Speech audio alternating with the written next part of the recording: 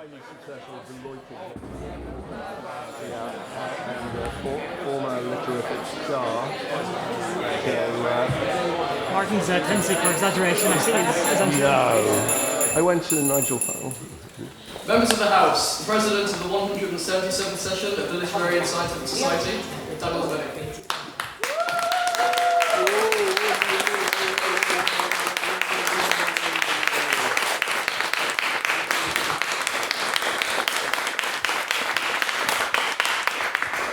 Members of the House, I am pleased to announce the first ordinary meeting of the 177th session of the Literary and Scientific Society.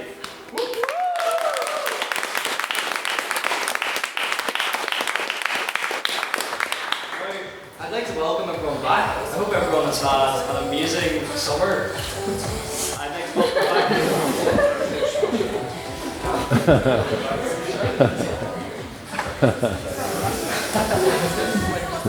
As I was saying, I'm pleased to welcome back all of our returning members. I'm also pleased to have got to know a lot of freshers, a lot of people who are here for the first time tonight. In fact, you put your hand up if it is your first time at the Literarific. That is amazing to see, and you're all very welcome. So I've been getting to know a lot of you at the Freshers' Fair and from conversation before our debate. The first part of our meeting tonight is President's Questions, which gives you a chance to get to know me a bit better. So, does anyone have any President's Questions? And I must add the caveat that as per tradition, I will not be taking any questions that are political, nor any questions about my sex life or lack thereof. Any questions? Yes. What did you have for breakfast? Well, that's a good question. For breakfast, I actually had breakfast with my council today at Terrace Coffee House, and I had a hot chocolate and sausage roll. Here. Mr. President? Yes, Mr. Spratt. In fact, can everyone state their name for the minutes as well for our secretary? Matthew Spratt for the minutes. Does Terrace beat Hub Cafe? I have to say, Hub Cafe has my heart. I'm going to give it to Hub Cafe. Yes. Why are you wearing a gown? Why am I wearing a gown? Because I am the president of the Literary Society. Henry, why are you not wearing a tie?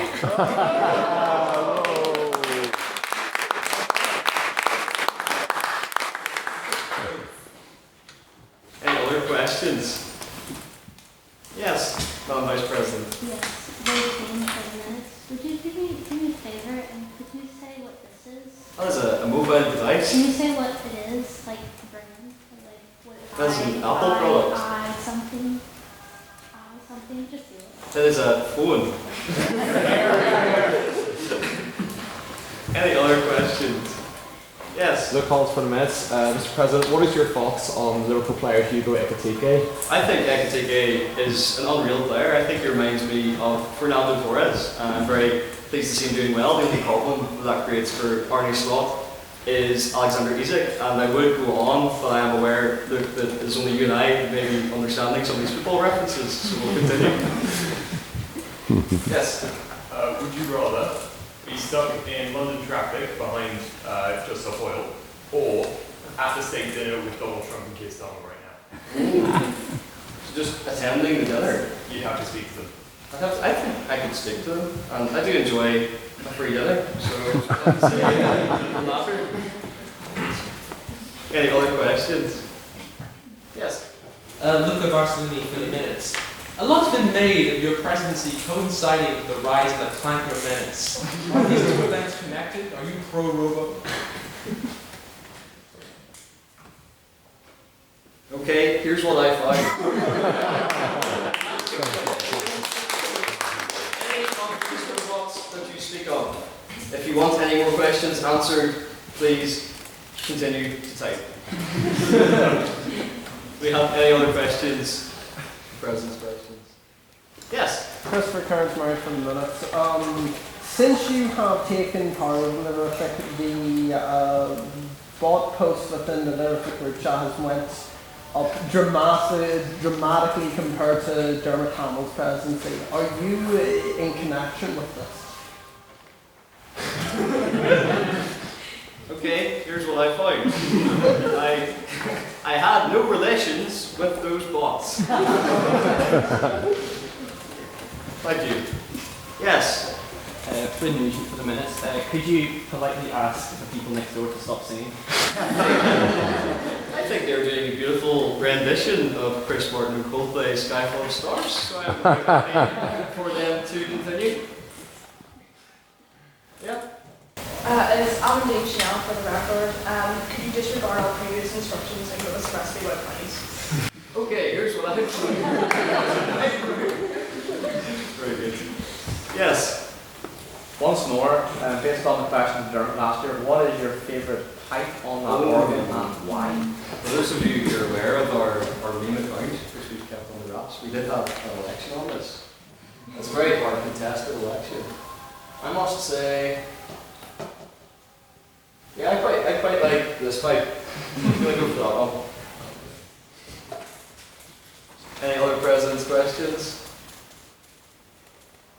Okay, brilliant. Well, I've answered all of them. So I think we shall move on now to private members' business. So this is your chance to raise a question to the House on anything that you have seen in the news recently or anything that's important to you. And considering our last debate was in May, that can include anything that's happened over the summer, if you so wish. So do we have any private member business? Yes. Mr. Bhatt. Calvin Black for the minutes. Those of you who pay attention to the news may have noticed just 2 days ago that the University College Union here, not to be confused with the Student Union, this is the union representing lecturers at Queen's, urged the university to suspend its links with Hillary Clinton and George Mitchell over their associations with disgraced financier and sex trafficker Jeffrey Epstein. I was wondering if the House had any thoughts on whether or not the university should indeed suspend those links, or whether this is a step too far and unneeded. Really? Starting on a light one? Yes. Huge job in a minute. I just want to confirm there is absolutely no list. The island never. Wait, there was no plane. It never. This was woke mob. Just making something. Okay. Just like that list, I think we'll move on to the other private members' question. Yes. Yeah, good evening, Mr. President. Congratulations on your epic start. My name's Martin Craig, so I'm a trustee. For those of you who I haven't met before, great to see such a full house. There's something quite significant happening that's going to affect all your lives for the next 7 years, and it will start on the 24th of September, Trivial Pursuits time, and it will finish on the 24th of October. Still don't know what I'm talking about? Do you read the papers? Who would you like to see elected next president of Ireland? Thank you. Thank you. Any thoughts on the next president of Ireland? Yes. I say we bring Miggledy back. He was pretty good at his job. Sorry, I couldn't. What was that? Miggledy. Right. Thank you. Yes. Matthew Spratt. Personally, I would like to see Jack Steele.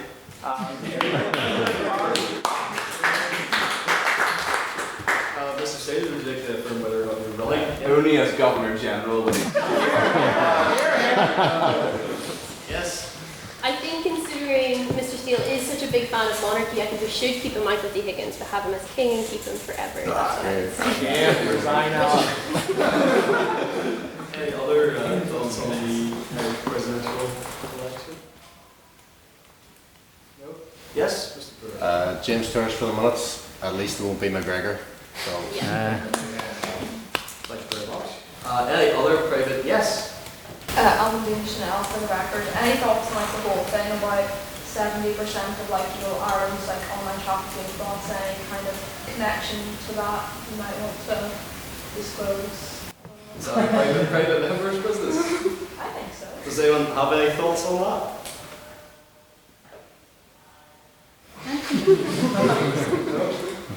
Okay, shall we move to see if any other members of the House have any private members' business? Yes. As is my right under 3C of the Constitution, I believe that amendment should be changed that requires the President to wear a powdered wig. Powdered wig? Well, I would say to you, how do you know I'm not wearing a powdered wig?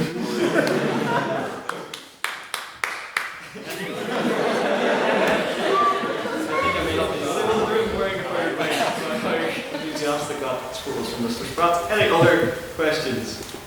Yes. Yep. I'm surprised it hasn't come up already because it seems like the most prominent story, at least in the past 2 weeks. But how do you feel about the recent news about the assassination of Charlie Kirk? This is very serious stuff. John? Sean, only for the minutes. I think the most interesting thing is Jimmy Kimmel's show getting cancelled because he was about it, and it kind of shows a rise of a new MAGA cancel culture. Okay. Yep. I'm really Michelle, I think it's especially interesting that Jimmy Kimmel didn't actually make any jokes about whether or not Charlie Kirk's assassination was justified, any kind of like insensitive joke about it. He said that Trump's reaction was insensitive. That's he didn't make any kind of like derogatory joke about the actual assassination. Yeah, we'll take one more on that. I think that given the aforementioned MAGA cancel culture, all members of this chamber should be very careful what they say in regards to Charlie Kirk's assassination, lest they themselves become victims of said cancel culture. Okay. Any other members of private members' business? No? Okay, then I think we will move on. So, we always also like to read the minutes from the previous debate. So I would now like to invite our secretary, Mr. Becker Noble, to read the minutes from the previous debate.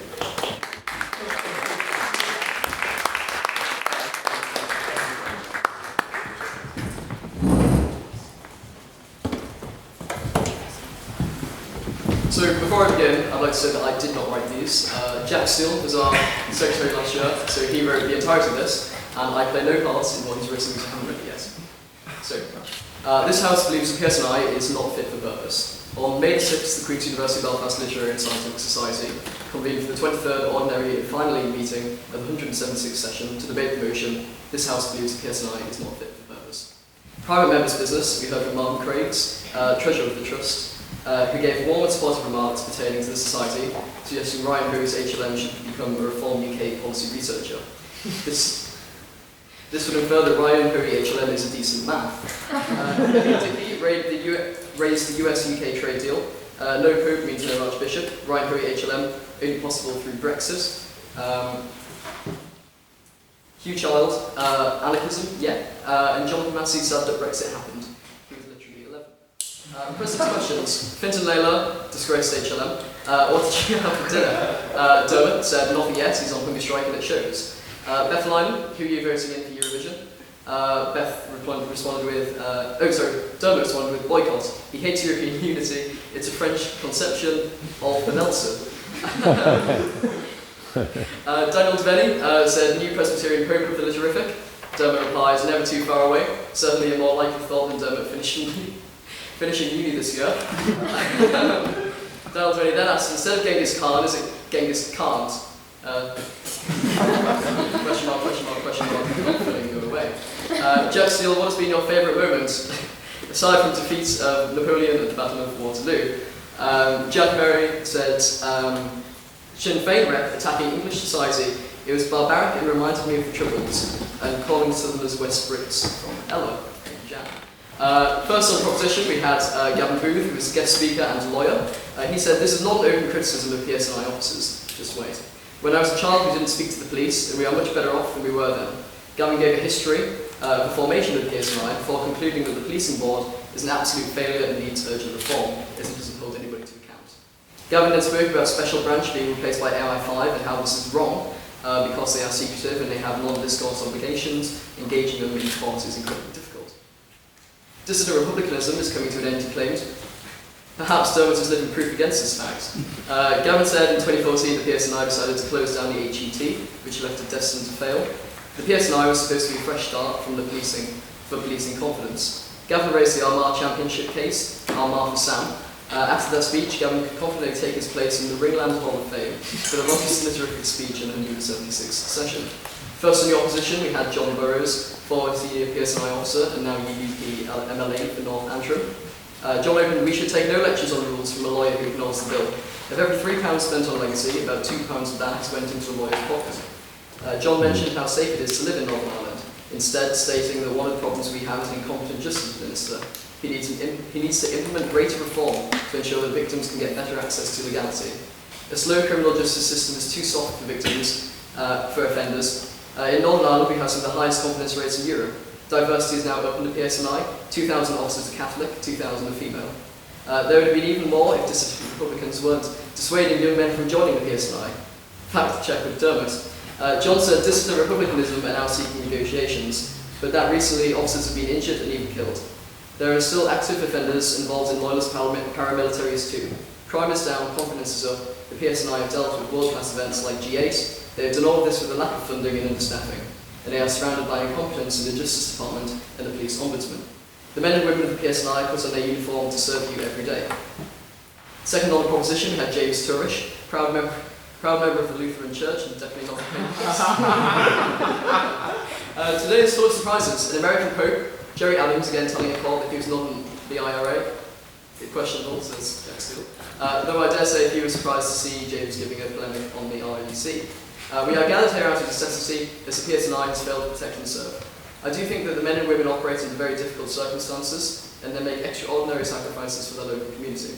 James noted how the change from the RUC to the PSNI was to make a new service that was to bring a new confidence to this province. James highlighted a lack of Catholic officers, referring to a recent article from a former PSNI officer, Sean, resigning after anti-Catholic remarks. It is worth noting that Sean has since admitted he fabricated the allegations and lied. PSNI's motto, keeping people safe in Northern Ireland, is the most dangerous place in the world for a woman. That is undeniable, it's fact, something that the PSNI have to deal with. Second on the opposition, we have Fintan Laylor, disgraced HLM and Southerner. Fintan offered apologies for his latest due to being pulled over by the PSNI for speeding. Only in the country for an hour and trying to undermine our legal system. Still bitter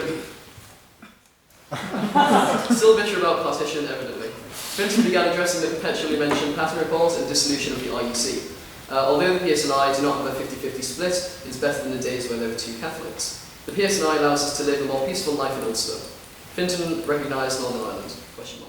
The other arguments concern singular bad actors or unfair accusations of total corruption. He remarks, if you were to judge the PSNI and their principles, you would find the PSNI to be a top-rate false who keep the community safe. You will obviously make mistakes, people are infallible. Do not judge the PSNI too harshly as they are understaffed and unfunded. We must therefore look at government and how they are operating within their assigned remit.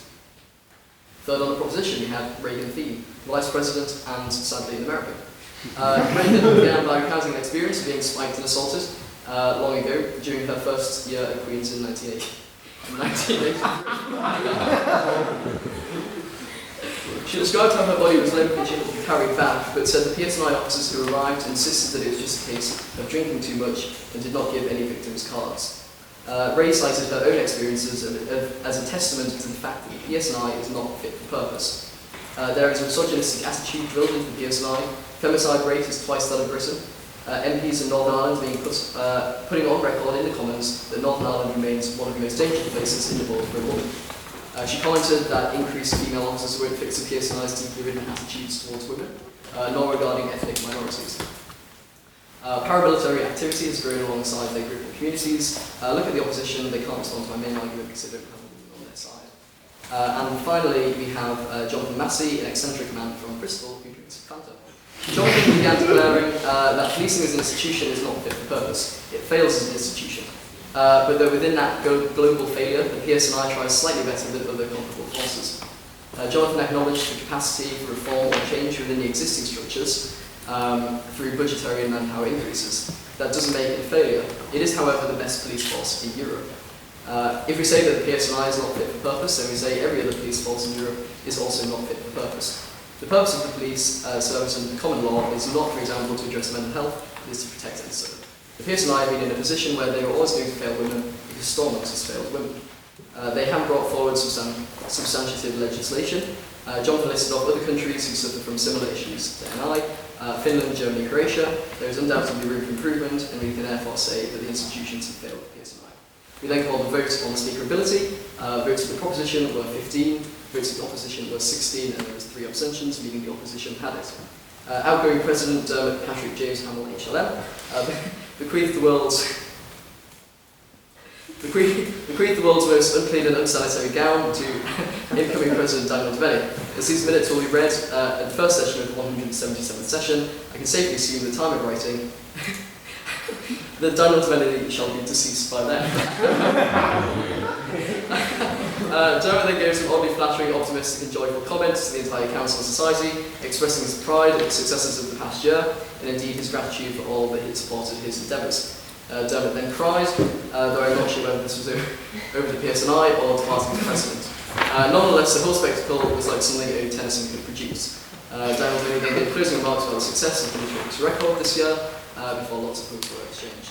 Several celebratory confetti cannons were then discharged, albeit in the presence of a former IUC veteran. This was a bad idea. We have not helped with them.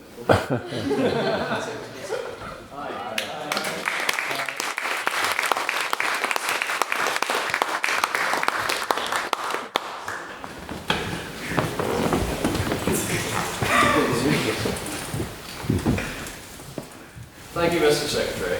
And now it's the moment you've all been waiting for, members of the House. We are about to start our first debate. This House believes our brains have rotted. So first of all, I'd like to do a vote of prior opinion. So, if you believe that our brains have rotted and would like to vote for the proposition, please raise your hands now.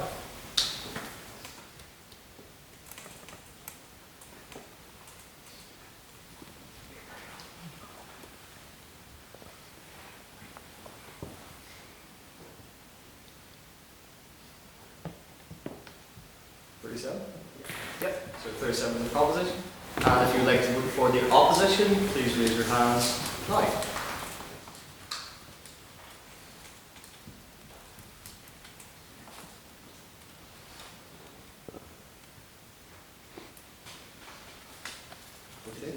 You too?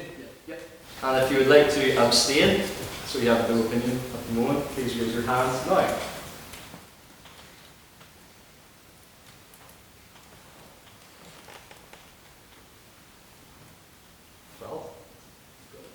Okay, Mr. Secretary, can I have the results of the vote of prior opinion? Yes, with 37 votes to the proposition, 18 votes to the opposition, and 11 abstentions, the proposition matters.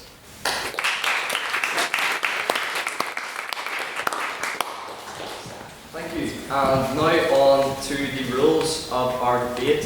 So if you have never been to a debate before, or this is your first time debating in this style, this is a chamber style debate. Each speaker will have 7 minutes to present their speeches and their arguments. The first minute of their speech is protected time, and the last minute of their speech is protected time. Now what that means is that members of the audience during a speech may offer a point of information, or a POI. That is when you would like to challenge the speaker on one of the arguments that they have made, and you indicate that you want to do this by raising your hand and shouting POI, or on that point, or question if you're Henry. The speaker then has discretion whether they will take your POI or they can also dismiss it. If they take it, you may then ask that question or challenge that argument. You have 5 seconds to ask that question just to give the speaker plenty of time for their speech. There's also a thing called barracking, which is where if the speaker has received a POI or if you've offered a POI, there's 30 seconds to be had between one POI and another POI to give the speaker time to deliver that point or that argument. Finally, for debate structure, we have the proposition on this side and the opposition on this side, and they will take it in turns with first prop, first op, and so on to deliver their arguments. So, without further ado, I would like to welcome Beth, who is first on the proposition, to the podium, please.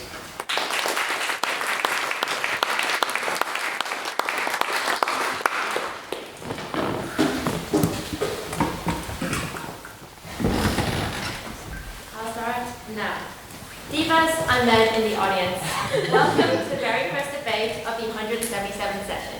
I am delighted to open the debate this House believes our brains have rotted. This debate is fundamentally the Chad proposition versus the soy opposition. Here at the proposition, we will be debate maxing with 1,000 IQ arguments about social media, society, our over-reliance on technology, and the normalization of incel language. The low-T opposition will try and convince you that there's still hope in the world, but the grok position has escaped the matrix and know that it's so over. All this doom scrolling has irreparably damaged our brains, and there's high-key no coming back from this. We are cooked. Audience nowadays are getting their dopamine receptors fried at a young age, engaged from iPads, young kids cannot read, and college students can't finish an assignment without using ChatGPT. There are many reasons why our brains have rotted, and in my speech today, I want to talk about a more insidious reason as to why, which is the normalization of incel language in popular culture. Question? Yes. For our brains to have rotted, there has to be a time where that started. A period where our brains were objectively better. Were the brains of the 1970s and 1980s and 1990s better than ours? Excellent question. You probably should have asked this when I get to my point. This speech is 7 minutes long. I have further points to this argument, so you will hear. Words like Chad, looksmaxing, it's so over, and so many more that I used in the introduction actually originate from incel forums. Now, you may think that doesn't really matter, especially because most people use it without understanding the context, but it is that serious. Block in divas. This normalization of language makes it harder to distinguish incel spaces. Previously, it was very obvious who were incels and who weren't. The overuse of the word female, the outwardly sexist, misogynistic views, the signs were clear. Now, it isn't that obvious. When you see someone using the words like Chad or looksmaxing, it's hard to know if they're incel or not, as it spreads so far. This can lead to people, especially young men, falling down that incel pipeline, as they ironically engage with this language. This then leads the algorithm to recommend more content like that, and slowly they consume more and more incel content without realizing it. It gets to a point of no return when they finally fully embrace the incel culture in its true and extreme form. But you mentioned that it will make normalize this incel language, but on the other side, wouldn't it also help people contact with the incel, like try to get them out of there, because you know how they speak, wouldn't it also be easier to infiltrate them? That's the trick of the online spaces. So many people say, we can just convince them, we can just convince them. Ladies and gentlemen, when have you ever been convinced by an argument online? People come into their ideas, they have their ideas, and as much as we want to say that's the fallacy of these online spaces, we can come in with good intentions, but they will never come with good intentions on the other side. So I get your point, but I just disagree with how these forums interact. So now, I want to talk more in depth about the word looksmaxing, as I think it perfectly illustrates the issue. On the surface, it looks completely innocent. Looksmaxing is all about improving your physical appearance through grooming, exercise, and fashion for all the umps in the audience. I would say a lot of people in the literary are looksmaxing for the look of them boys, but once you get deeper into it very quickly becomes much more serious. Question? Yes. Christopher Cartwright for the minutes. Would you like to point out anyone who is a fanboy in the house? I would like to abstain from that question. Thank you very much. We all know who it is, but what started out of liking TikToks, not Instagram Reels, you guys are not valid, about gym exercises or style guides for self-improvement, becomes videos about how your worth is wholly tied to your appearance, and that you are worthless and will never achieve anything in life if you're not conventionally attractive. They'll tell you that women are shallow and only care about looks, which based off the creatures I'm jump scared with on Instagram on a regular basis is not true. Hopefully I don't need to explain why extreme focus on looks is bad and can be extremely damaging for young people to hear. The worst part about it is that it becomes a self-fulfilling prophecy. A lot of people that engage with that content are young and have very little life experience. When they see that content, they believe what they're told. And when they approach women and get rejected, they believe that it's just because women are shallow instead of a million other factors in play. This pushes them further into that incel culture. Their self-hatred and inadequacy is focused towards women instead of looking inwards and reflecting on their own actions. A vicious cycle is created. As the stronger the hate for women is, the more likely they are to get rejected, increasing their hatred and thus increasing their chance of rejection. Looksmaxing as a community also fuels a sense of hatred, as the people involved can be exceptionally cruel about others' appearances. The ideal beauty standard is extremely high, and failure to meet it is met with vitriol in these forums. Sexism is not the only issue rampant in these forums, as unsurprisingly, the beauty standard in many cases is also white and Eurocentric, leading to rampant racism, anti-Semitism, and Islamophobia. And to think that people could be led to this all because they like some TikToks about self-improvement. Obviously, I'm not standing here and claiming that everybody who engages with self-improvement content is going to become a crazy incel. But it does occur to a non-insignificant amount, especially with young men who innocently look up looksmaxing in a genuine attempt at self-improvement and get sucked into these ideologies without realizing this, and sucked in by people who do not have their best interests at heart. So to anybody in the audience that might consider looks maxing, I would consider personality maxing instead. A lot of you probably think I'm digging this too much, that I should just put the prize in the bag, and all I'll say to that is just be careful online before engaging with someone who's brain rotted. Think and research what they actually are, because you may think they're just funny, but they could literally be a fascist white supremacist like Nick Fuentes or those kind of fun guys. And suddenly you're in a very dark corner of the internet. And this normalization of incel culture is exactly what incels want. It makes it easier to recruit people as their ideas seem more palatable, and then you're in too deep before you realize exactly what they are. They are playing 4D chess while you are pulling the push door into the room. I thank you for listening, and I beg you to propose.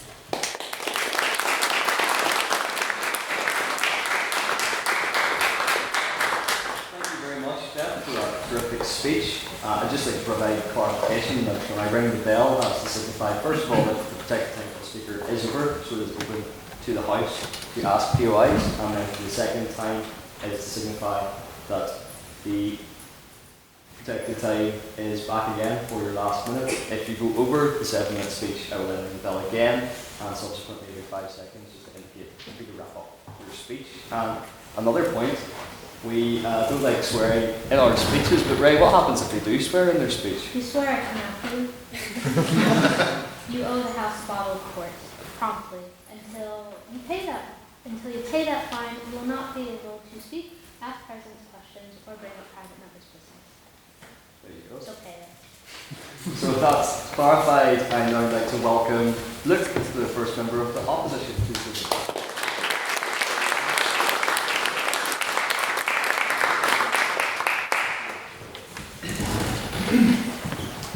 Ladies and gentlemen, today the opposition has been called upon to quell an unconscionable and unfounded notion that we as the youth of tomorrow have seen our brains waste away, that we are rotted in the head.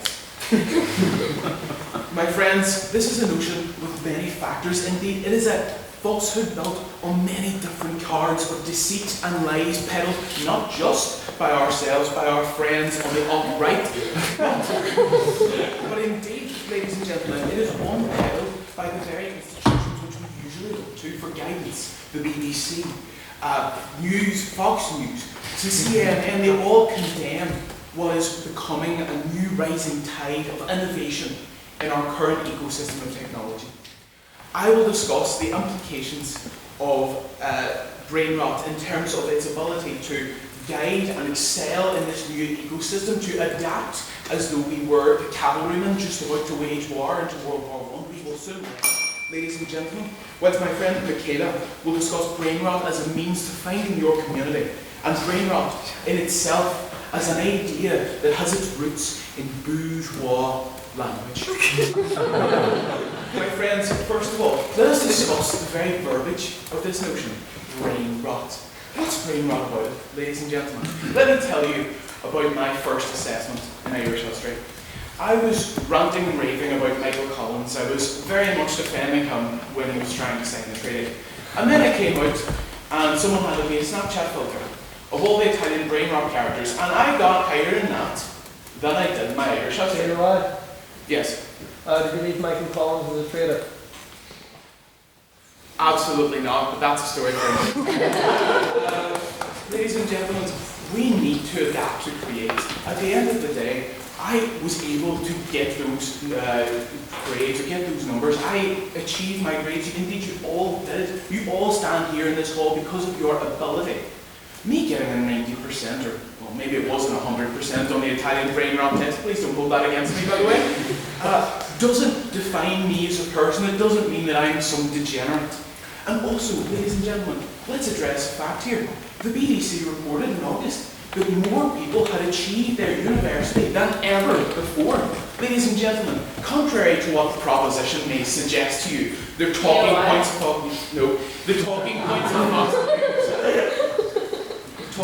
of Fox News, which they may sell to you as snake oil.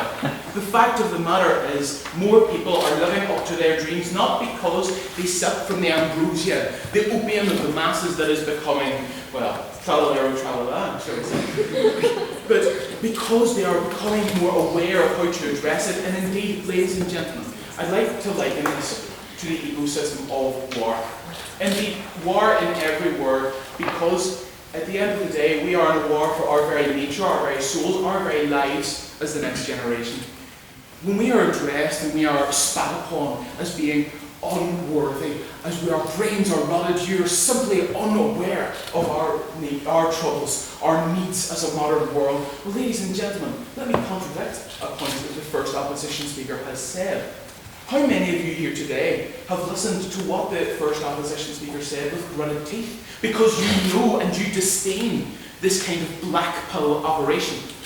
How many of you sit there today and go, God, Nick Fuentes is 5'9", I mean, will he get a grip? He needs to stop wearing ruffs. But my point is, ladies and gentlemen, that more and more we are becoming aware of the chains that bind us.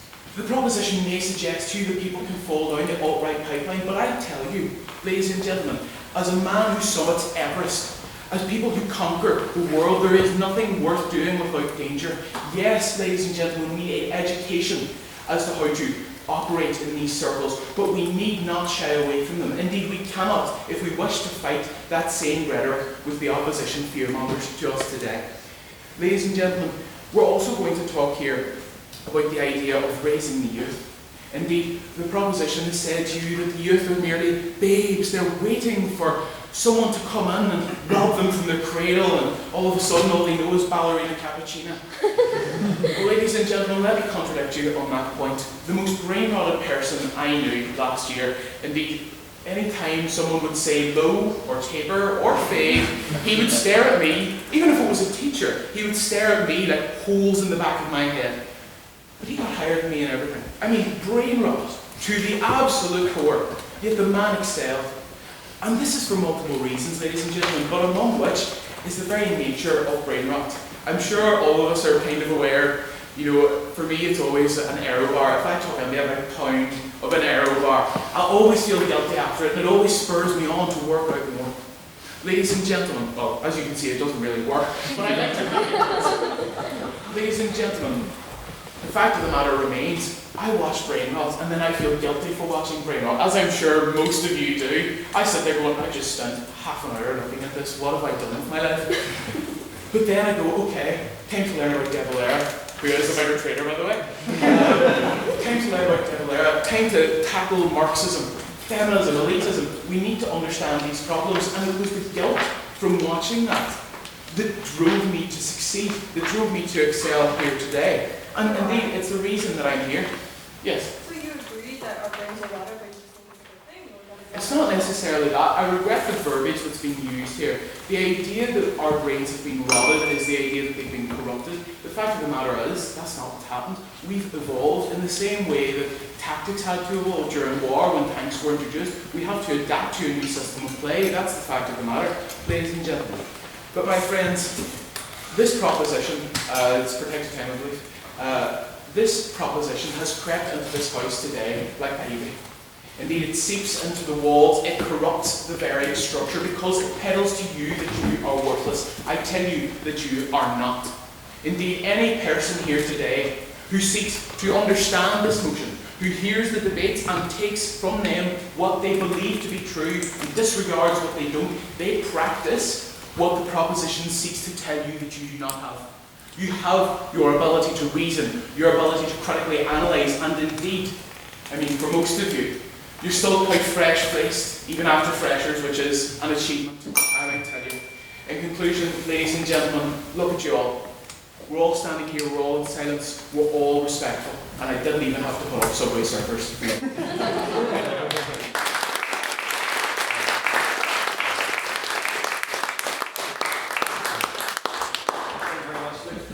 Speech. I would like to call the second proposition, Nihal.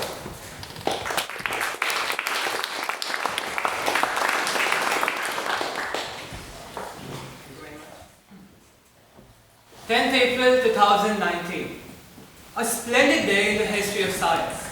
A day which goes down in books because for the first time ever, the EST releases the first ever direct image of a black hole.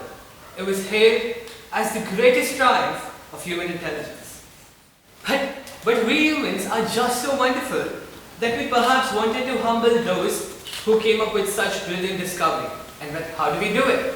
By trending the latest Kardashian dramas on the internet and by laughing off to cats and dogs falling off tables. Ladies and gentlemen, the contrast is staggering. The very moment humanity reached for the stars, we were glued to our screen. Well, like a few people may call it, that is not progress. That is rot.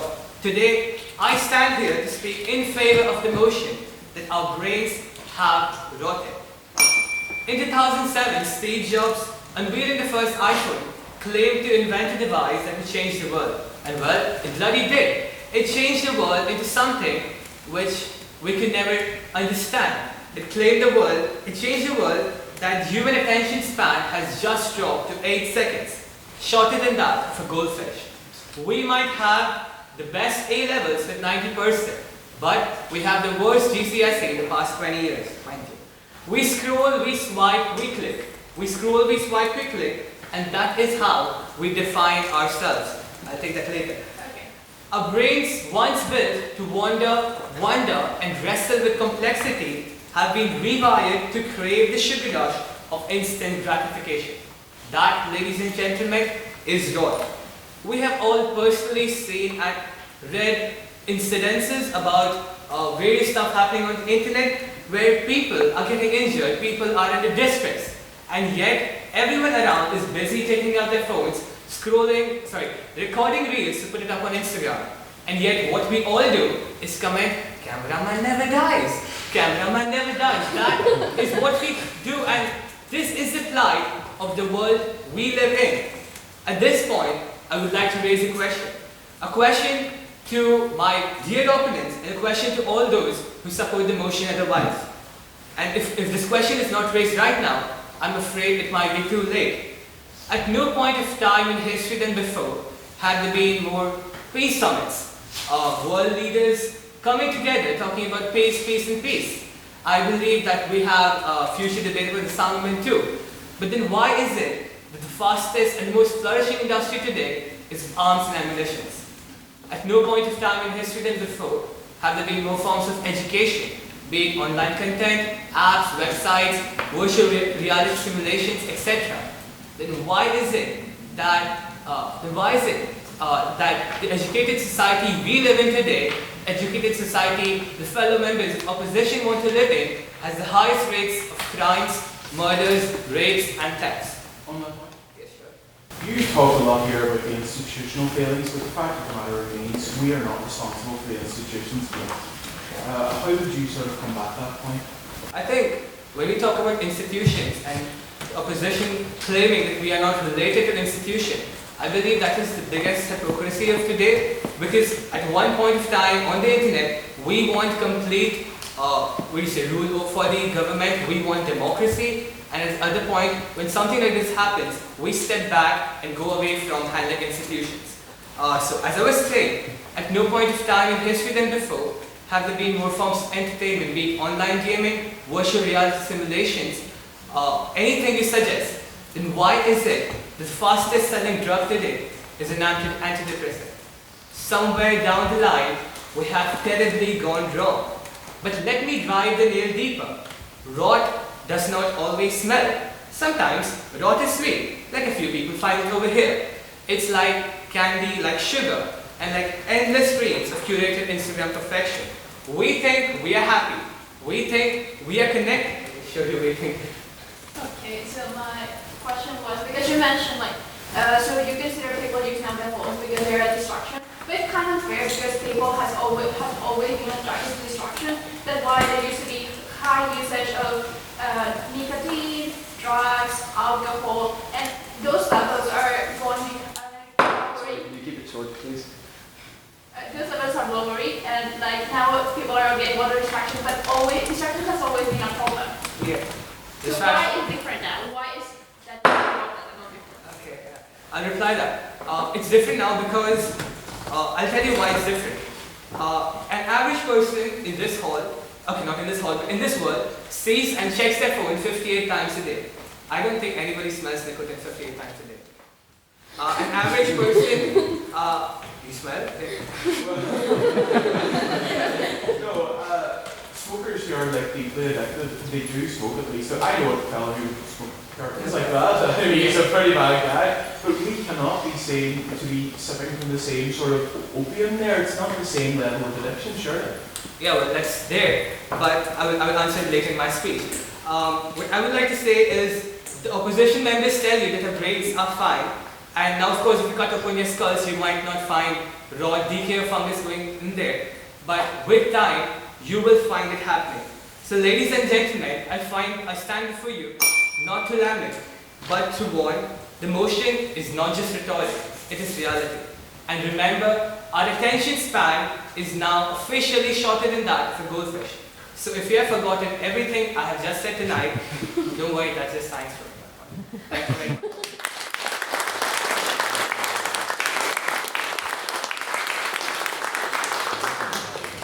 Nihal, fantastic speech. I just think it's worth a reminder as well, the members of the House, that if you want to get the Speaker's attention and you have a point of information, you shout DOI just to get your point across so that they can see you in their eye line. And without further ado, I'd like to mention Mikayla as the second opposition.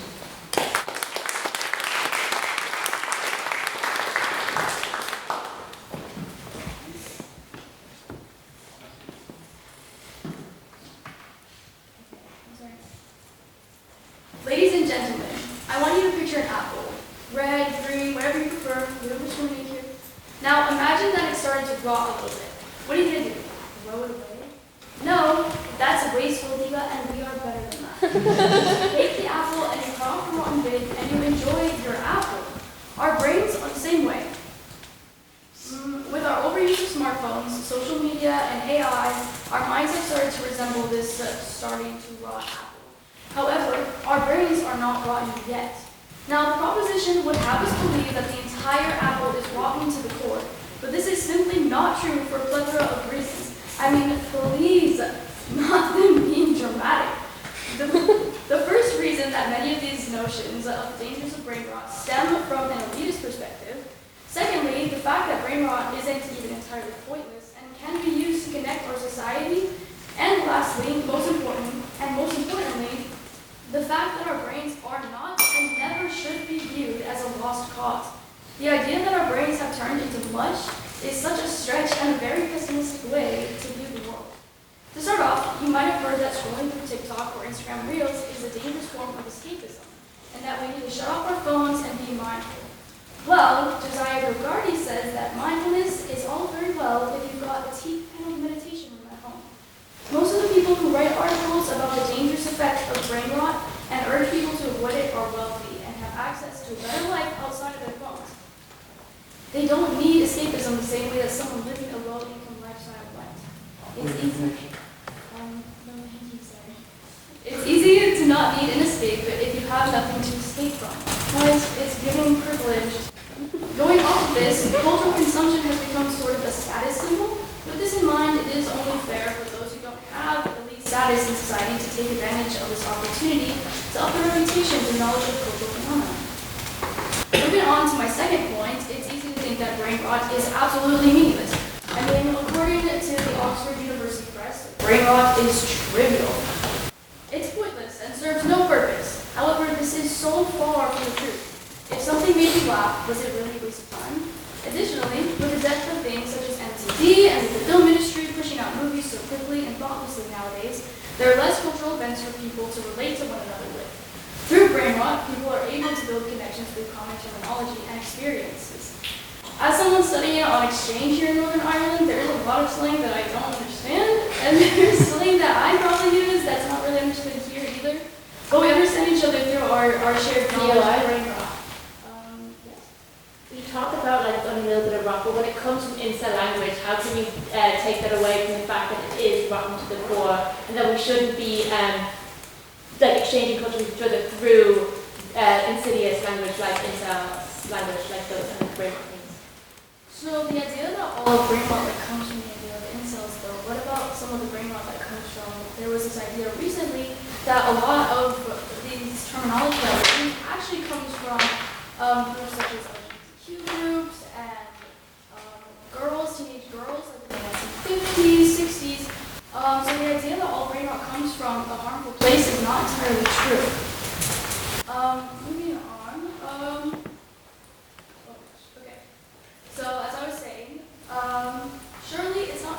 we're able to build these connections with one another that we wouldn't be able to otherwise. You also have to understand that a lot of brain rot is just a trend. Some might think that the fact that we speak so much brain rot terminology is a sign that our minds have rotted so much that we can't speak normally anymore and indicates that we are less intelligent. When in reality, many people speak in brain rot because it's what we hear on our phones and it's what we hear from our friends. It's fun, and just because you have fun when you speak with others casually does not mean that you're dumb. Now for my last point, I want to acknowledge that it's true that our addiction to social media heavily resembles that to an alcohol addiction, and that our excessive consumption of trivial and unchallenging content is leading to our gray matter shrinking, effectively showing slowing our attention spans, reducing our memory capacity, and destroying our social cognition, to Sean Coyle. But have our brains rotted? No. Drugs and alcohol are bad, we know this, and we know that they have been making us dumber for decades, if not centuries, but has that stopped us from using them? No. I know some of you were at Kelly's this week, and yet our society still continues to progress. Technology continues to advance, academic studies continue to break ground, and the overall standard of living continues to improve. So if the effects of brain rot resembles the effects of drugs, then it should be viewed the same way. Is it good? Not at all. But is it turning our brains to mush and destroying the human race? No. We're still fine. Furthermore, it could be argued that the trajectory of our society is deeply concerning with the high number of Gen Alpha children lacking basic literacy skills. However, if you're on social media at all, then you might have seen the pact that Gen Z has made to limit screen time as our generation starts to have children. This is evidence that this decreasing literacy rate is only a temporary dip as we navigate a world that is dependent on technology. You have to keep in mind that Gen Alpha is the first generation to be solely surrounded by devices. Nobody knew the long-term effects when they were born, but now we do. We cannot define the future of humanity's relationship with technology based on our trials and errors as we learn how to interact with it and integrate it into our society. Mistakes were made, but they are already being corrected. Also, the fact that we're capable of recognizing this downward trend is a sign that critical thinking skills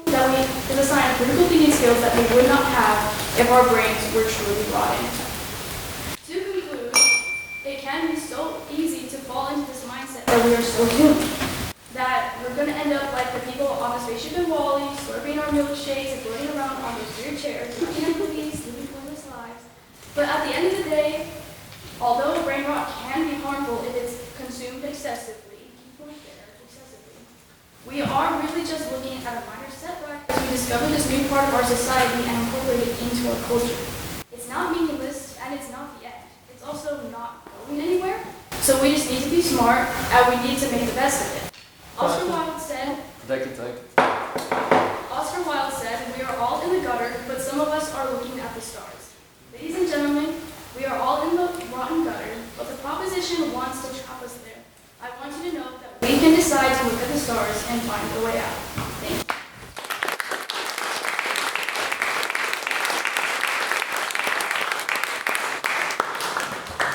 Thank you very much, Mikayla, for that excellent speech. And we'll call on the closing proposition, Rosa.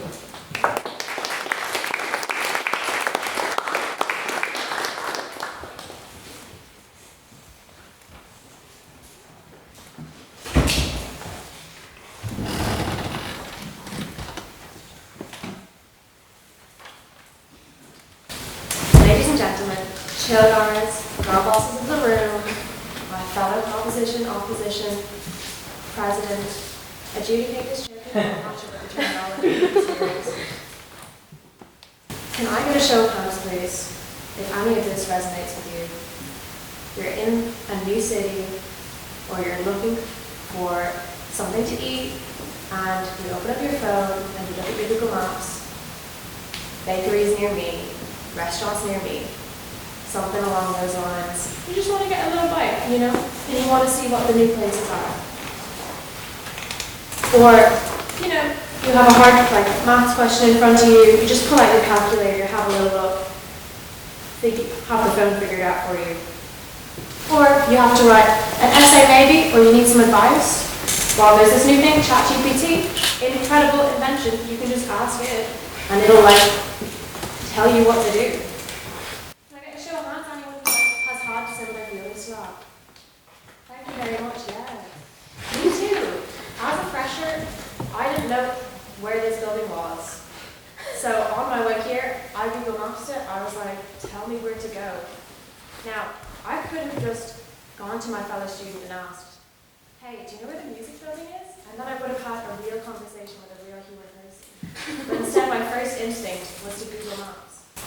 What does that say about how our phones are impacting our ability to think for ourselves? Our ability to think in this way is being eroded. Google search by Google search. I'm sure the topic I'm heading towards is clear. Not to be a boomer, but our over-reliance on tech is rotting our brains.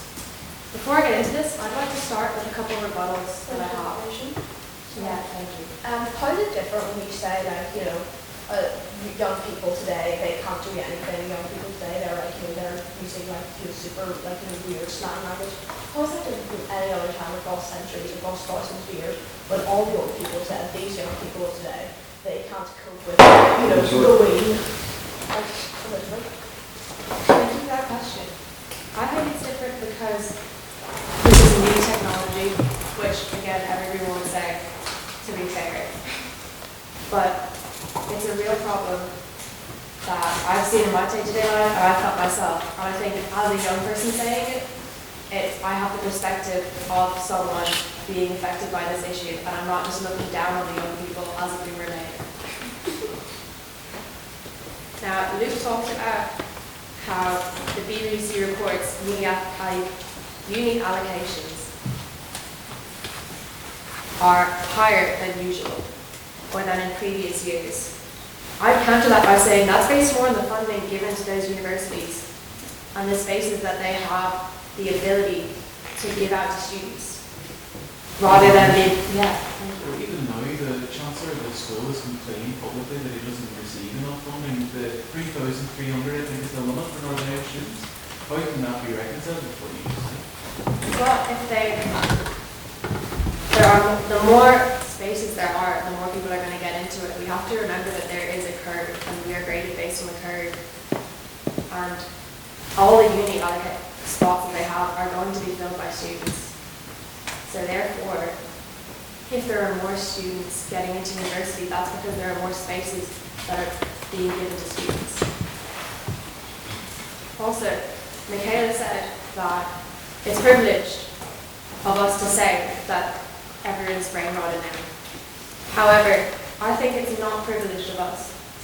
We're not looking down on them. We're simply acknowledging it as a problem.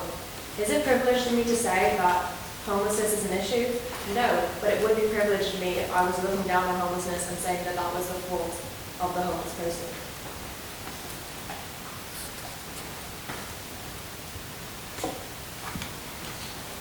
When was the last time you figured something out for yourself? Like with your actual brain.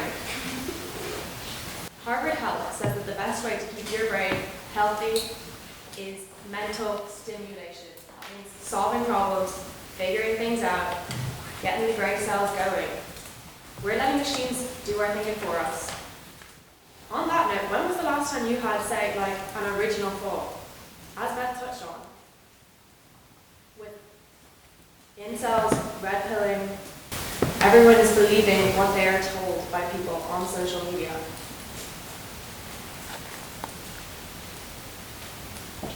We're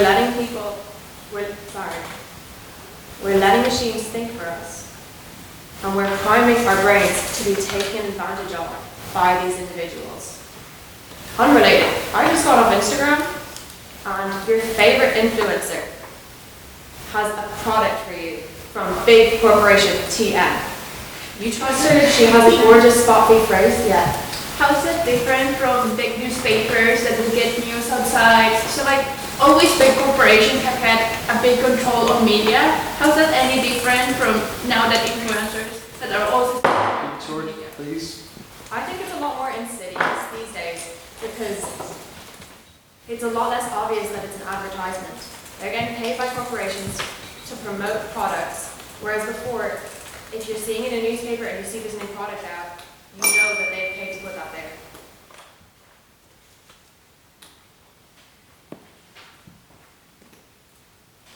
Furthermore, We use our phones so much, they are shortening our attention spans, and they are having a negative effect on our mental health. American Psychological Association says that 42% of people say that they have had a negative effect on their mental health through phone use.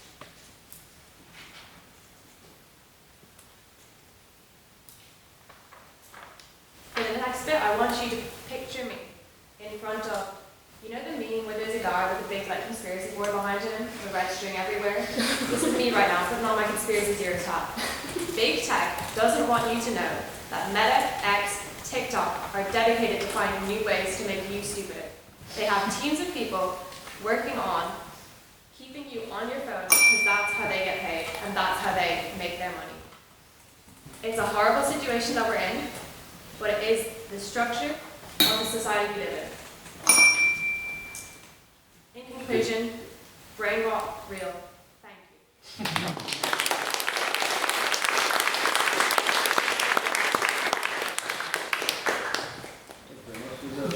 Fantastic speech.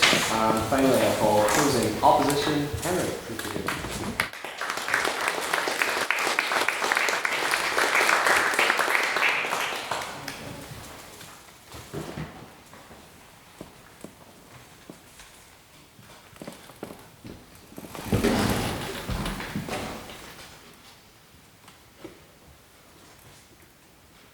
A little while ago, my sister and I watched the high school catfish documentary titled Unknown Number.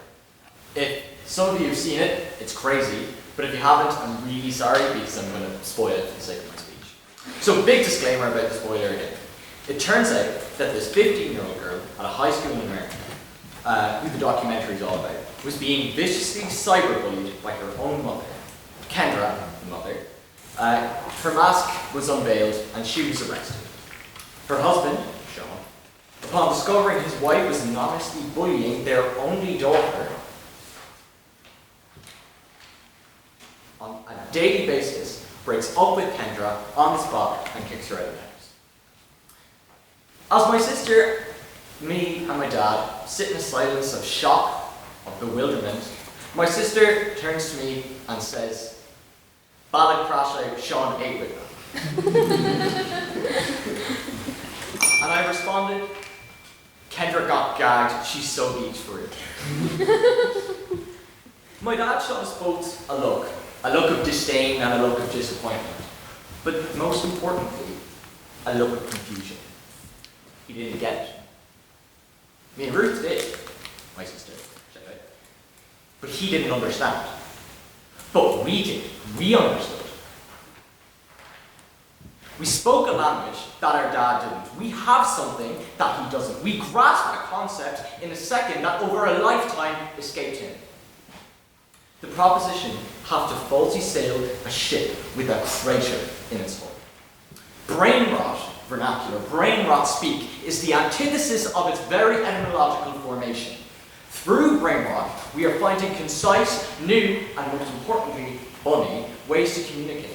We are growing our intellectual gardens. Our brains have not rotted. They are fresh as a meadow's daisy, ripe with innovation, inception, and excellence. I will bring you a speech of two prongs this evening, a pitfall, if you will.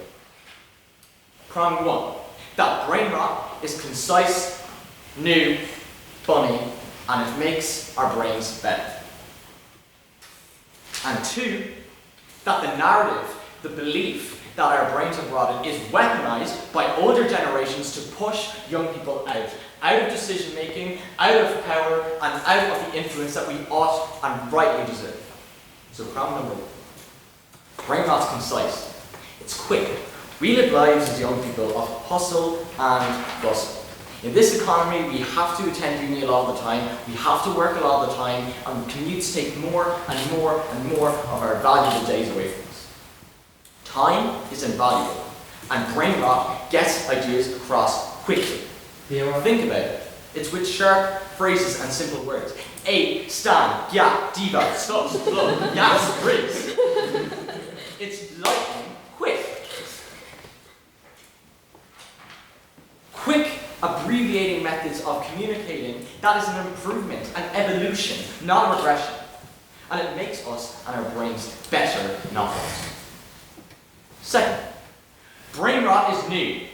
Brain rot reels and TikToks are the founding pillars of all group vocabulary masters. That's where they get it from. They're not inventing it themselves. Brain rot itself is defined by the act of neologizing, creating and building language. Semantics and words that before the era of brain rot did not exist. Shakespeare did it, Kavanagh did it, Emily Dickinson did it, Marianne Moore did it, all pioneers of new words and all great intellectuals of our age. And brain rot also does it. For better or for worse, it does. It invents new words, it invents new things, it invents new semantic meaning. And I think it's fitting that brain rot and the people who use it and the people who understand it and the people who pioneer it are accoladed accordingly. UI? Let's put it simply.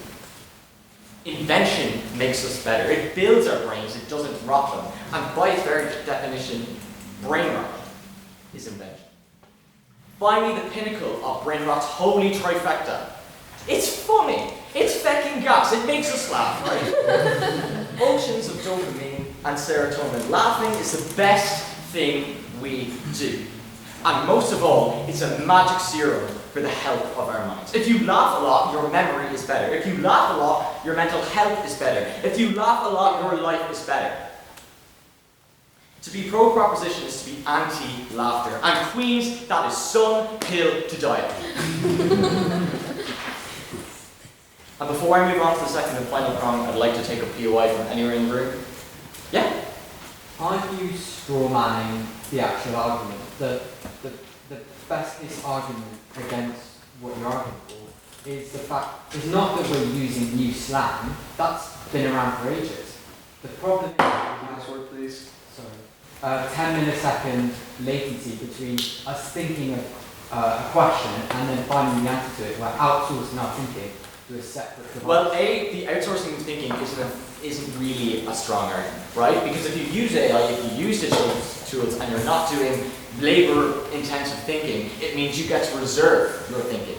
It's an opportunity cost we pay when we have to do these long menial tasks. And learning how to use technology and learning how to use AI and innovate, that is also a development. It is a progress, not a regression. So it kind of rejects the thesis of the point.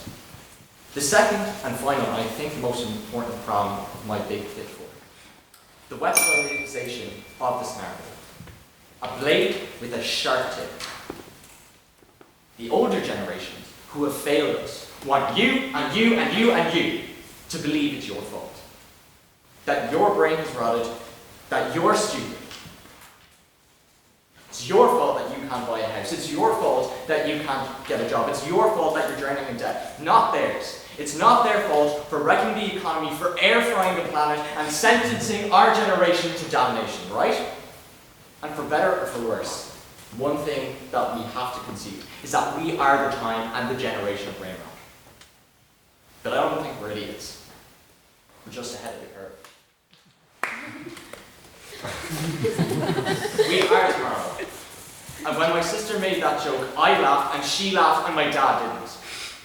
Because he's reading yesterday's paper with yesterday's news. Time's arrow neither stands still nor reverses. It merely marches forward. Don't ever let anyone tell you that you're not good enough. And with that, I close the debate. Thank you.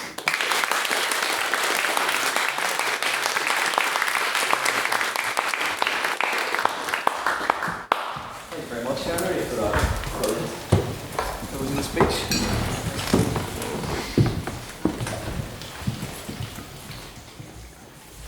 So first of all, I think it's worth noting that we have 4 main speakers of the society at the table, and I think you will agree with me in saying that it's a mighty good job, so I think we should give more.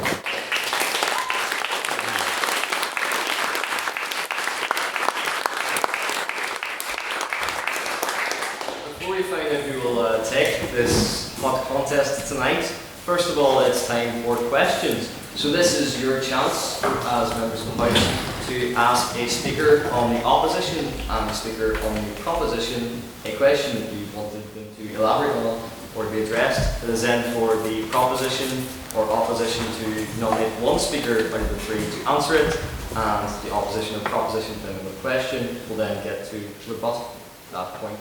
So first of all, can I have a question for the proposition? Yes.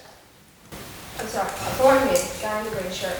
You said that, like, you know, more antidepressants are being prescribed than any more stuff's being done online than anymore.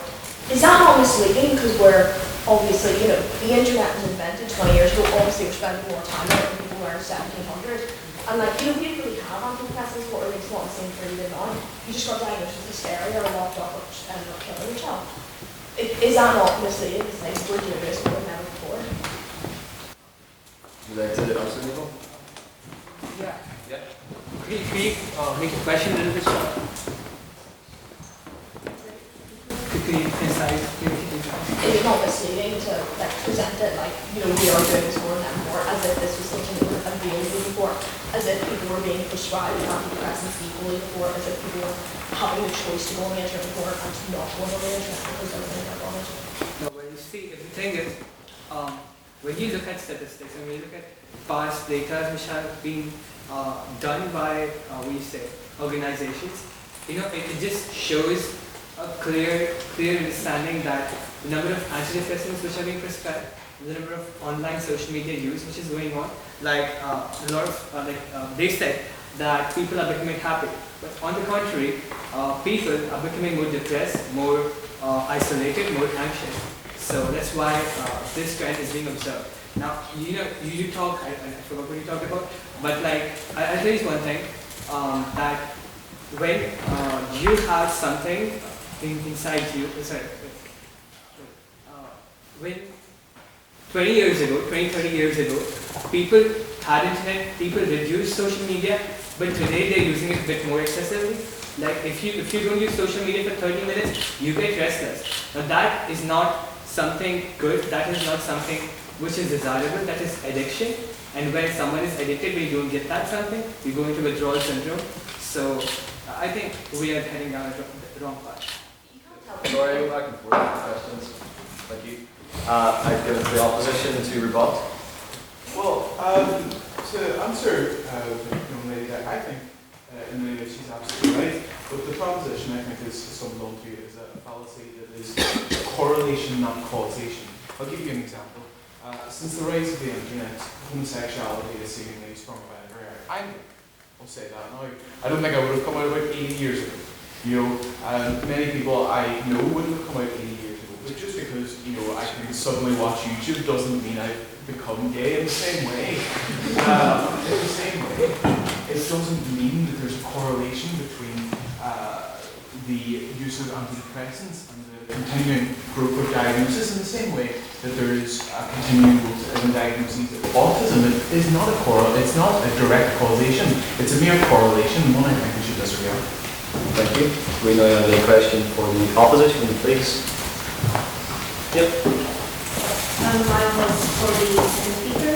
Okay. You mentioned how it is privileged to say that our brains are wanted, it comes from a place of privilege.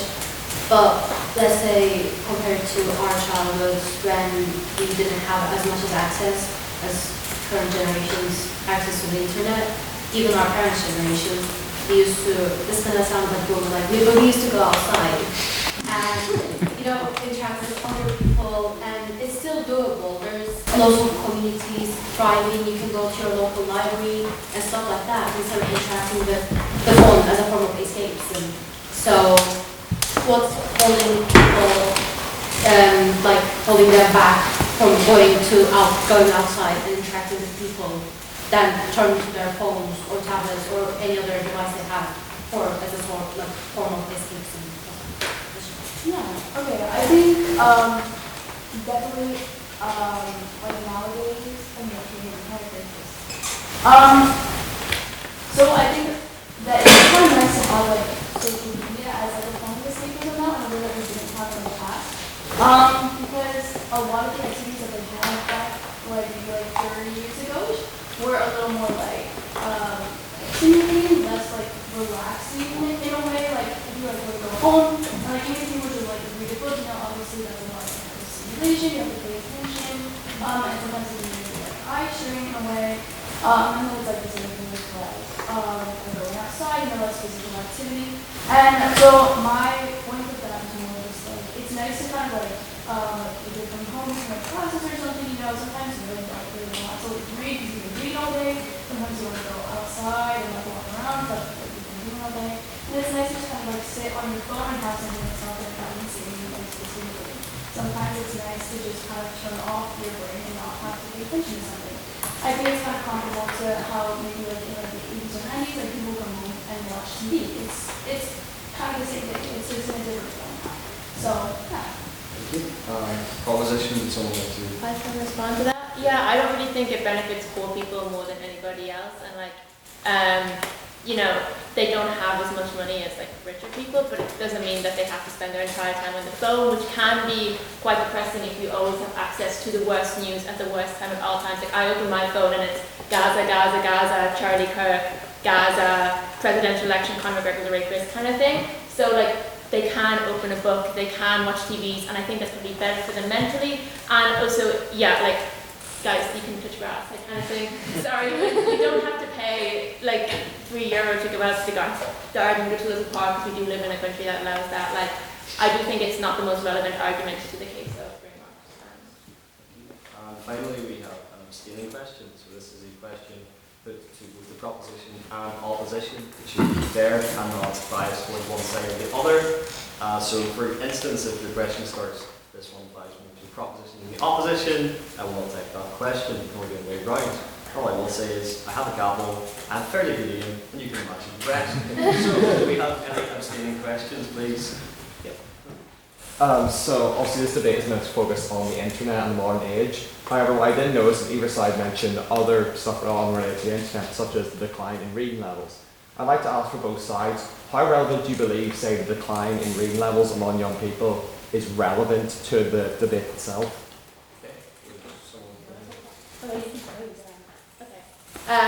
I think it's very relevant because I do think one thing that I think I touched on, and I only thought about it after I finished my speech, was the rise of extremism, which I guess I did kind of mention in my speech, but a huge part of that is that literacy levels, and not just like, people think literacy is like the ability to read a book, but it's not just that, it's the ability to understand what you're consuming. I think a huge part of why people are going to incel culture, why MAGA is so popular, because not only, again, so I didn't think it's before, old people are also brain rotted. Sorry to boomers here, like they're all, like MAGA people are old, like they're all like 40 plus with botched face job, like, again, you don't have to be young, they're like young people aren't brain rotted, yeah, but old people are too, everybody's brain rotted, like that's the whole thing. But you see these literacy levels and you say something like, I don't know if like, I love pancakes, so you hate waffles kind of thing. That's very prevalent on the internet, and I think that really leads into the literacy levels. So if you talk about literacy levels, I think it's much more of a proposition argument that we are rotted because these lower literacy levels, you can teach somebody to read, but you can't teach them as well to understand it. If they refuse to understand, they refuse to engage. So I think the literacy level is a massive issue and it's a top argument. Thank you. Yeah. To respond, a very good question, but I think the first thing is that like when you have emotion, our brains have rotted, that means you have to have a point, and it's what I asked Beth in the first like millisecond of her speech, is you have to have a point where the rot set in and rot started. So you actually do have to look back at previous generations and say their brains weren't rotted, because there has to be a point in history, maybe that generation is Gen X or Gen whatever, like, I don't know the lingo, but you know what I mean.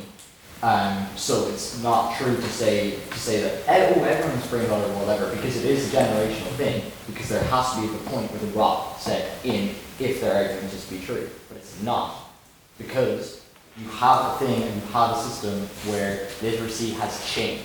People don't read as many books now, but it, you know, like generations ago when people grew up without phones, when people grew up without devices and stuff, the actual words that they would come into contact in a day would be less. We read text, we read reels, we read captions, we read news. We just have evolved and changed in the way that we digest this content and in the way that our literacy exists, hasn't reduced. So that would be my answer, but good question.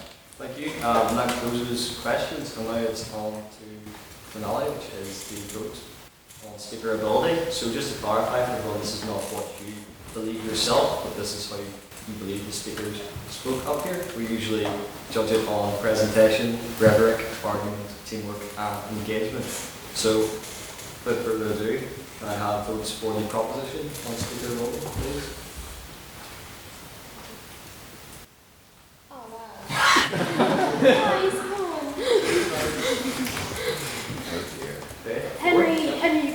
too hard. Finally, then votes for the opposition, please.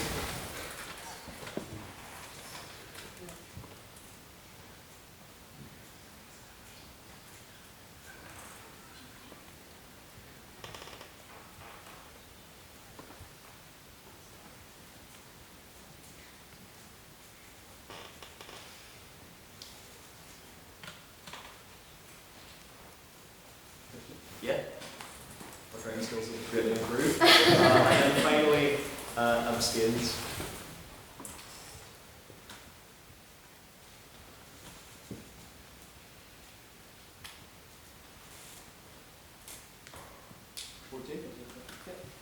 Brilliant. So, Mr. Secretary, can I have the results? Yes, with full votes for the proposition, 50 votes for the opposition, and 14 abstentions, the opposition carries.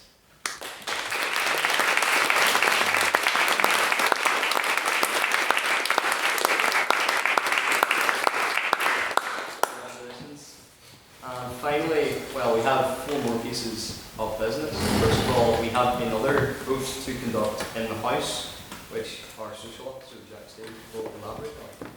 Hi, I'm Jack, and I am your social officer this year. I prefer the term philosopher of alcohol because drinking is an art, but each year as a literary we pick a charity to fundraise for with our social events. Last year we picked Victims NI and we raised a substantial amount of money for them, but I cannot remember at present. But this year I have opted to pick the Samaritans. There was other suggestions. Ella kept saying pick football and I said no. And I really wanted the British Legion. I said no, we have to do something for everyone. So I decided to go with the Samaritans. I felt it was a really good cause. For those of you who don't know, the Samaritans in Northern Ireland, under a very strange niche technicality, don't fall under the category of charity, and so they've actually lost all 12,000 of the Department of Health funding at the start of this financial year. So they're in very difficult circumstances and are closing most of their offices. So we have opted to pick them, but I now need to bring it to you and seek ratification for my wonderful decision and not Henry or Ellis. So if you'd like to vote to ratify the Samaritans as this year's charity, please raise your hand. Do we count that? Well, anyone against? Is there anyone against? Okay, I think that's pretty conclusive. So smart people be our charity, which are fantastic socials that Jack has got coming Can up. I read them now or later on? Yeah. Now? At the end? Okay, great. The next thing I draw your attention to is that considering it's the freshers debate, I brought some donuts, and I'm not talking about my flatmates over there. So you can see in the middle of the table there are some donuts there, so make sure to treat yourselves to those. And thankfully, unlike our speakers' points, their speeches did not have holes in the middle. Unlike donuts. So there you go. Also, we also, some of you will remember, for our freshers, have a raffle that we were giving out tickets for. So we're now going to conduct our raffle. So get your tickets ready if you've got them from the freshers fair or if you've got them from signing up as a member. And Madam Vice President, would you like to get the first number for that raffle, please? Number 16. Do we have number 16 here? 16 here? Probably not. Yes.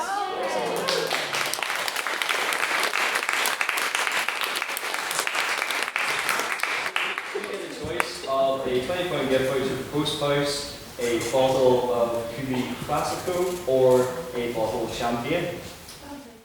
Brilliant, yes.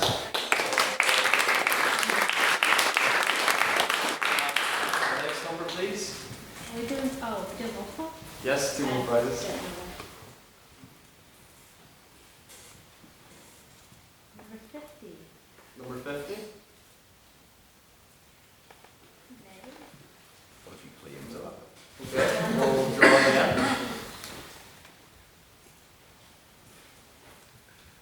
Number 89. 89. It says 9. Oh, it's like down there. It says 9 on the 9. Don't correct me, please. 130. Oh, 130. 130. Okay, so we may be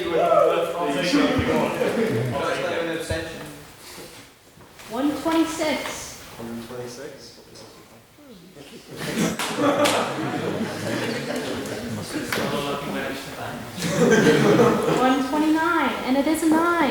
It's not a 6. This is great. I'm having a great Number 35. 35? Yeah? Someone? Just take it. Just say yes.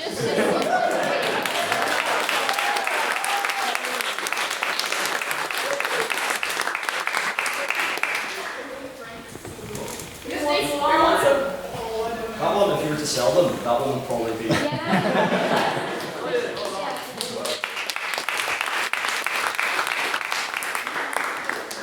again. Number 45. 45? Nope. Well done, Luke. I can't pick someone. Number 65. Oh yeah. Okay.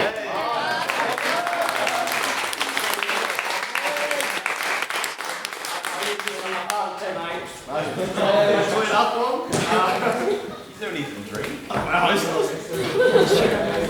finally, you all know a lot more about me tonight, but there are also other people in the room that form the council of the 177th session. So I would like members of the council just to introduce themselves and let you know what we have in store for what is a very exciting semester. Vice President, you want to do that? Yes, I guess. Well, that has still happened. So I'm Ray. I'm your vice president this year. Like I said, I'll be in charge of port fines. I see Harry Nickel back there. You tell Farnan he needs a bottle of port here. Yes. I'm getting sick of it. Let's see. I'm also. Yes. I'm not interested. No, sorry, that was me. No. Social anxiety, as you can tell. I will also be giving feedback to speakers every week. So if you want feedback after tonight, please let me know. I have it all written down. But yes.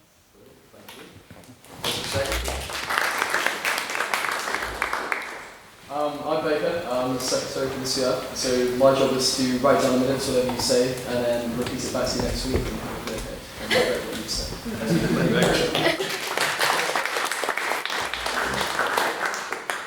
Hi guys, I'm the treasurer. I'm not very relevant to most of you, but if you want to pay in cash for your membership, I'm just present to tell you to do this. For any member, I have membership cards, just to make sure they come in afterwards, we can get a fiscal membership card. Hi guys, I'm Ella, I'm the internal convener. So I met a lot of you at the Freshers Fair. My job is I deal with the term card. I also deal with all of you before you speak, so please speak. I help, we'll meet together. It's a lot of fun, you can ask the speakers. I gave loads of great advice, I'm sure not. But I have tried my best to help. It's honestly so amazing to have you all here, so please come back and please sign up to speak. Next week is This House Believes Degrees Are Overrated. We're lucky enough to have the Provost chair that debate. It's going to be really fun. If you want to watch, come and watch again. Hope you had a good time. But if you want to speak, come talk to me or fill out the form. It's on our Instagram. Or, yeah, it's on our Instagram. You can DM me on Instagram as well. Anything, WhatsApp, Messenger, carrier pigeon, I'll do whatever. So please speak.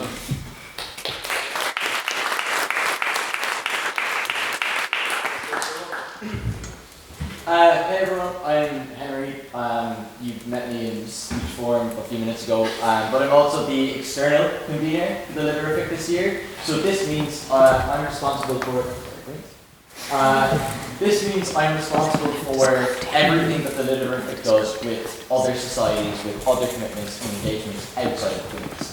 And with that, I have a really, really important announcement. If you are interested at all in traveling to another university to see or to participate in debates, competing, and all experience about them, competing in other debates, or competing in the Irish Times, please, please, please, as soon as you can, go to the Instagram and fill out the form that we have on the link tree there for intervarsity participation, because it's really important that me and the gang get an idea of how many people want to participate. We cover all registration costs for competitions that we'll send you to, so that's all kind of sorted by us and provided. And this is really like a huge springboard, the kind of opportunity that you can get by participating in debating university-wide across Ireland and the UK and England. So please, fill out that one if you're interested, and if you have any questions at all, come find me either after the debate or in Ivory's. So yeah, I'm the merchant there, so hard to miss. But yeah, thank you so much, guys, and I hope to see you all fill out that form.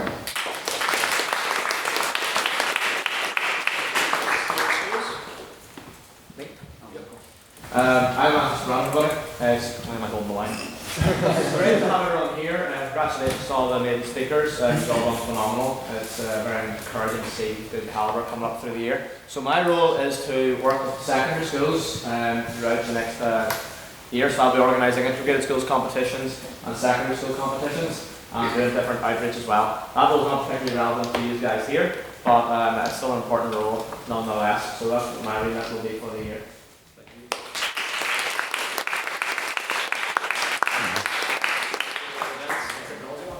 Yes, thank you, Daniel. I am James, the events officer as well as technology officer. I take care of the events that the Literafic does, and that they are in the form of lit talks. So the society will invite prominent individuals, those from public life and such, to come to the society and address our members and indeed the wider audience.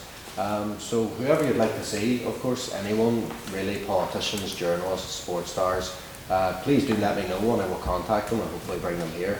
Currently we have 2 events that are confirmed. We have our Stormont Mixer, which is the Parliament buildings of Northern Ireland, for October the 6th, where we will be holding a debate. Please do come along, it's a great place to be and a lot of history. And we have a lit talk organised between the 2 archbishops, the primates of all Ireland, Archbishop Eamon Martin and Archbishop John McDougall. An ecumenical dialogue which will be very good, and it's very good to have those types of dialogues in this part of the world. We wouldn't have had them probably 40 years ago, so please do come along and show your support, and please get in touch if you'd like to see anyone speak. Thank you.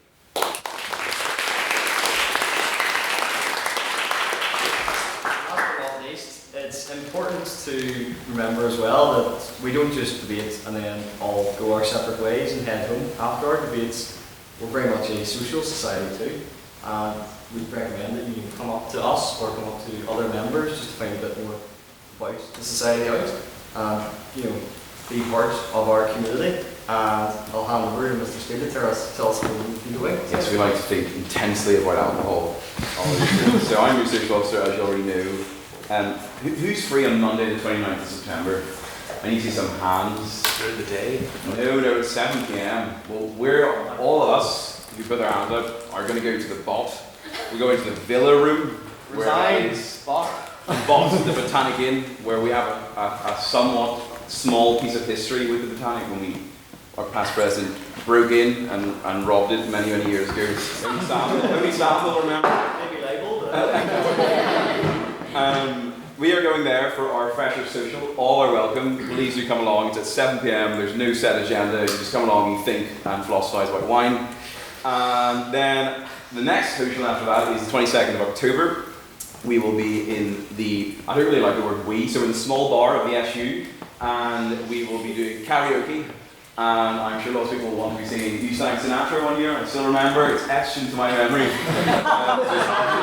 To think intensely about wine, and once you're thinking of drinking it, then you can get up and you can sing. So Martin, I look forward to Dolly Parton, whoever it is, of your ilk. So please do come along with that. It's the 22nd of October, 7 p.m. You can come and ask me all these details after. The third thing, am I okay to announce our fitness thing? Of course. Yes, so that sounds very daunting. I don't look like I do fitness. I really don't. And actually, I only started running because I got too fat. So that is why I started running. But this year, there seems to be a lot of people who love fitness. So we've decided to launch what is called Fiterific. And we are going to try and do a monthly, and it's not like Paralympics or Olympics or that level of intensity. It's very much informal, sociable, where you can come along. And I know that you guys did football before, way above my head, but we can do running. A lot of us here do running. We're going to try and do maybe a monthly event where we go along and do something social, and that doesn't have to be just in fitness. Just Fiterific, there's a lot of people who do activities that come under that. So if you're interested, if you like running, if you like football, if you like football, go to James, but if you like running, please come to me. We're going to try and organise this once a month or twice a month, depending on interest. And finally, last but not least, after each debate, we always philosophise about alcohol. And tonight we will be going to Lavery's, and it is booked for 9 o'clock, so I think we are quite late. No, we're actually on time, but it's okay because I sent 2 people down. So if you'd like to go to Lavery's, please do come along. I know you guys said you were thinking about not coming along, and have to now. Follow me. I'm going to be leaving promptly, so please do follow me if you'd like to come along to Lavery's. I think that's all of my announcements. Yes, so everyone will see you there. And finally, if I can have speakers to the front, and I call this meeting adjourned.